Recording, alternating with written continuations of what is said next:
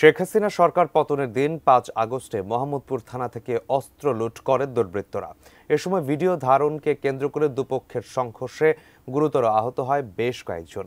দুদিন পর লুট হওয়া কিছু অস্ত্র উদ্ধার করা হয়, কিন্তু ৭ মাস পরেও মামলা না হওয়ায় ধরাছোঁয়ার বাইরেই রয়ে গেছে অস্ত্র লুটকারীরা। বিস্তারিত জানাচ্ছেন আসাদ ভুইয়া। এটিএন নিউজের হাতে আসা একটি ভিডিওতে দেখা যায় লালমাটিয়া মসজিদ সমাজ এলাকার এক বাসা থেকে মোহাম্মদপুর থানার লুট হওয়া অস্ত্র ও অন্যান্য সামগ্রী উদ্ধার করছেন সাইরি বেগম নামের এক নারী।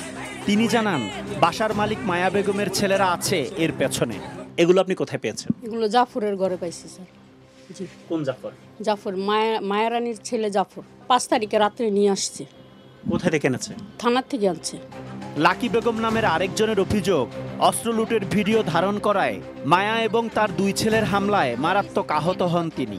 Vision hot and cool AC 4-way solenoid valve টেকনোলজিতে হিটিং ও কুলিং ২ মোডেই কাজ করে সমানভাবে। Vision hot and cool AC. আমি থানার অস্ত্র দেখে ফেলাইছি, আর আমার যে মোবাইল আমি ভিডিও ধারণ করছি এইটাই সব মূলত উদ্দেশ্য। দেখেন আমার এই ৩ আঙ্গুল সব ফালাই দিছে।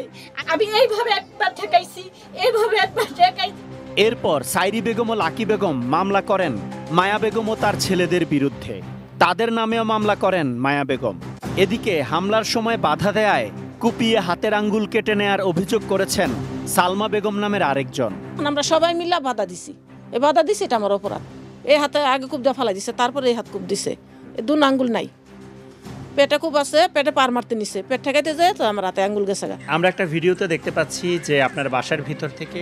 তবে মায়া বেগমের দাবি, তাকে ফাঁসানোর জন্য নিজেরাই অস্ত্র রেখে ভিডিও তৈরি করেছেন সাইরি ও লাকি বেগম।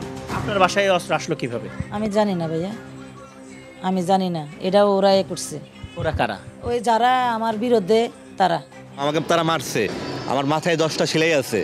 আমার পুরো ফুল ফ্যামিলি ছিল পলাতক, কারণ কেউ জানার ভয়ে কেউ বাসায় ঢুকতে পারে নাই। ভিডিওটা করার সময় বেশ ছাত্র ভাই বা প্রশাসনের লোকজনের কথা বলছে, কোনো ভিডিও থেকে একজন প্রশাসন বা ছাত্রদের কোনো চিহ্ন আছে এখানে?